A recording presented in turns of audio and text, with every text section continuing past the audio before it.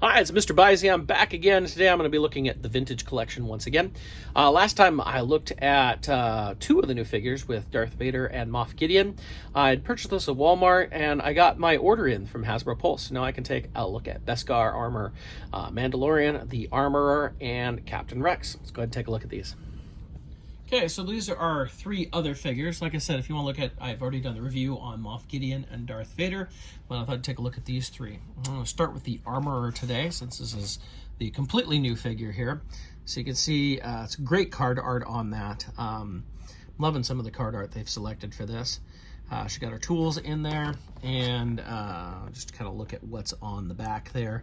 Nothing really new. Go ahead and open this up over here.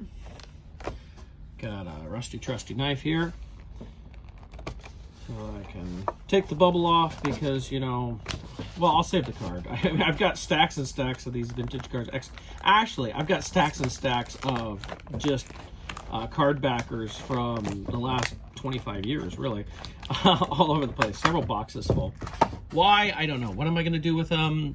One day I'll put them in order or something, but yeah, that's when I guess I'm bored. So we look at the Armorer. She's a much smaller figure. We've already seen that with the 6-inch figure, for those of us who do the Black Series as well. But I never got the sense that she was shorter than everybody else in the show. But I'll show you when compared to the Mandalorian when I open him up. But just I can see it right away. So if we look at detail in here, look at the helmet there, it looks pretty good. Skirt almost reminds me of Kira from the Solo movie in some ways. The back, we can see that little fur cape like that she has. Interesting stuff. Like, I didn't necessarily pay attention to everything about, you know, the costume on this character in the show, but to actually see it here, looks good. Now, there's no head underneath that helmet or anything. I know in Black Series we're starting to see at least like a blank head under there, but it's just a helmet attached on the peg there. Nice detailing on it, though. It's nice to get a different looking Mando, if you will. So it's not just like for so long we've gotten just like repaints. Not that to say the Mandalorian is that way, but it's just Mandos in general from 3 3/4 inch. They're like repaints of Jango or Boba Fett, pretty much. So we definitely have something new here. If we add her tools here, so she can bash in some faces of stormtroopers or something. We got our little hammer here. And I don't know, what do you call these, grips? Somebody probably knows out there. There, it'd be kind of cool if she came with a helmet or some of the extra stuff like that deluxe exclusive Black Series one did, but it's a really nice figure. Of course, full range of articulation like you usually see in the vintage collection. Although I always find joints are sometimes a little, there we go. Although, of course, with the skirt, it makes it a little harder to do. So the skirt just kind of keeps some of the movement, of course, makes it a little harder to move the legs of it. Standard that we've seen in figures for years. Let's look at the Beskar Mandalorian himself here. Nice to get this figure. I've pre-ordered the Walmart version that comes with all the extra stuff and that, but of course, as we all know, Walmart hasn't shipped any of that stuff yet. This one I actually ordered through Hasbro Pulse. I have more coming through Entertainment Earth because I initially couldn't get through Pulse, and then I could, and so I have to wait for my Entertainment Earth ones as well. But here's hoping they come in good shape because I'm opening this one. I was like, I want to open this. I don't want to leave it sitting there forever. Now, I mean, this version of the figure we're going to get basically 3 times. We have this version, we have the Walmart one that's coming, and then we have the one that's going to come with the Razor Crest eventually. So 3 different versions, which is kind of cool. Looks like already there's something I really like about this, and that is that the backpack fits over the cape. You can actually use the cape and the pack. Oh, look at that. It's kind of an off-center peg to put it in there. Unlike the Black Series version where you have to kind of take off the cape to put on the jetpack. So that's already cool to see. Although I still wonder about the the safety of flying with rockets on your back and then a flapping cape. Seems to me you would light that on fire. As much in the last one, I said that I agree with Edna Mole of no capes. This just seems like a really bad idea. But hey, you know, it's in a galaxy far, far away. It seems to be working. So let's look at details on it. It's a nice paint on this. Of course, it'd be nice if we got... I don't know if the chrome look would be great on the Mando, because he's not exactly chrome. I know he's kind of shiny. But then again, we lost all those 3PO figures that were vac metallized that would have weathering put on it. It looked really good. I could see that working with this. But, you know, Hasbro said time and time again, they're not going to give us vac metallization in our figures, which is unfortunate. Although they still do it on, like, Transformer reissues. And there's been a couple other things now that we've seen vac metallization done in other Hasbro products. And so it's like, come on, Hasbro, give it to us in Star Wars again. We miss it. But great detailing on this figure. Nice to get really the version of the Mandalorian that we see throughout the series. You know, the first one we got is really only in the first, I guess in the second episode too, with the egg and all that. But after that, he gets this armor. And so most of 2 seasons, we've seen him in this armor. And now, of course, at the end of season 1, he got the jetpack. And we saw lots of that in season 2. He comes with his regular blaster pistol, of course, and his awesome, I don't know what they call a sonic rifle or something like that. It's reminiscent of the Boba Fett rifle in the holiday special, but of course this was blown up in the Razor Crest as well. So spoiler alert, yes, but it does look like, well, I don't know if it's going to fit with the jetpack on, but it does have a slot.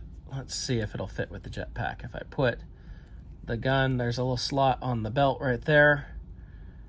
Let's see if we can get it on there. Oh, there's a slot within the belt and the back of the figure for it. Wow. Everything. Sorry. So, you see there's a little hole there. I've always had an issue with this with figures, where trying to get that peg through like some sort of rubber outfit item and then into a peg into the back of the figure is always a pain in the butt. I look at the Jejo classified Gung Ho as trying to keep his backpack on as a pain, going through that vest into the back. It's just not working well for me. So that's about the best I can do. That's more just into the belt than anything. And because, yeah, I can't get the pack to stay on with it like that. If I could get the gun to go into the actual body of the figure, I'm just having a really hard time with it. I might play with it a little bit more, but it might work. I'll see, just a minute. Okay, so I have the gun firmly in place in the back, and that jetpack might kind of fit. Yeah, it'll stay on. It's not the best on there. It'd probably fall off fairly easily, but that's to show you can have the gun and the jetpack on at the same time if you really want to, just to give you an idea. Of course, he has the full articulation of a vintage series figure. Yeah, that backpack just fell off. You do have a holster for his pistol right there as well. One other thing I wanted to show is to see the height difference between the Armorer and the Mandalorian. You can see there's a definite, pretty good height difference, almost a head difference there, to see how short she is and understand that. So that's with both of them at the same height here. So we get to Captain Rex. I thought I'd show that first version and the newer version just so you can see some of the differences. I'm sure, in fact, I can kind of tell there are reused parts here. Not all the way around, but doesn't look to be a fully new sculpt, I don't think. And of course, I might just be looking at things that it's just, you know, it's the same thing. Oh, actually, that midsection, I can see the same wrinkles and everything. So yeah, there's definitely reused parts between these two. So you can see that. The cape looks to be the same too. So just in case you're wondering, from that original version to this one. So for next, we have Captain Rex here. And, you know, I think I already have Captain Rex. I'm pretty sure this is, yeah, it looks to be the same figure. This was from the 3 3/4 inch Black Series line. So I think it's the same one. We'll compare it. I'm going to go ahead and open it. But had this one for some time. I know people complained about the size of the helmet on this one, how small it is. But let's go ahead and take a look. Let's go ahead and open up. Oh, I should take a look at the card art. I forgot to show the card art for the Mandalorian. How dare I? So you get a good idea. That's nice card art on the Mandalorian. So here we have Captain Rex. It's, you know, it's artwork. It's because obviously Rex hasn't appeared realistically, officially. And it'd be cool if he did at some point. Who knows? With all those new shows coming up. Never know. Especially with Tamara Morrison now doing Boba Fett, you know. If they could bring him back as Rex, too, it'd be interesting. Who knows where they'd do that, though. You probably wouldn't see him in this armor anyway, but... So there we go, our card. I like that it uses the blue on it, just because of the 501st and all that kind of works there. So here we have our Rex. I mean, it's the exact same as the other figure. It's a decent figure. That helmet just needs to be a little bit bigger, which that helmet is definitely not quite right. But if we compare, other than some slight paint differences, this is definitely the same sculpt. I can see this has got a brighter blue to it. So not a whole lot new here necessarily. Although for people who didn't pick up the Black Series version, at least you're getting a realistic Rex.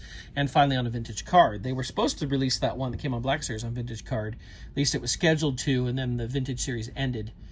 Oh, what was that? 2012, 13, something like that. And so a lot of those figures that were scheduled to go on vintage card ended up being that 3 3/4 Black Series, which... When those were hitting, it just made me sad because I was like, oh, I'd love this figure on a vintage card. I mean, things like Arena Padme would have been great on a vintage card, or Count Dooku, you know, things like that. So, unfortunately, we didn't get them. But now here we're finally getting Captain Rex on a vintage card, which is great to see.